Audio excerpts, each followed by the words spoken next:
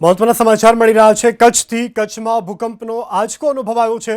રાત્રે 8:18 રાપર સહિતના વિસ્તારોમાં 4ની તીવ્રતાનો ભૂકંપનો આંચકો અનુભવાયો।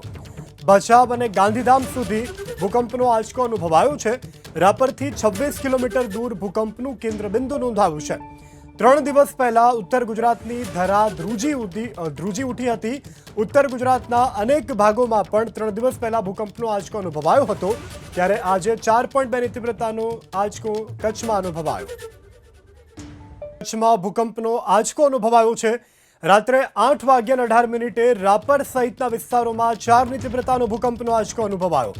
ભચાઉ અને ગાંધીધામ સુધી ભૂકંપનો આંચકો અનુભવાયો છે। રાપરથી 26 કિલોમીટર દૂર ભૂકંપનું કેન્દ્રબિંદુ નોંધાયું છે। 3 દિવસ પહેલા ઉત્તર ગુજરાતની ધરા ધ્રુજી ઉઠી હતી। ઉત્તર ગુજરાતના અનેક ભાગોમાં પણ 3 દિવસ પહેલા ભૂકંપનો આંચકો અનુભવાયો હતો, ત્યારે આજે 4.2ની તીવ્રતાનો આંચકો કચ્છમાં અનુભવાયો।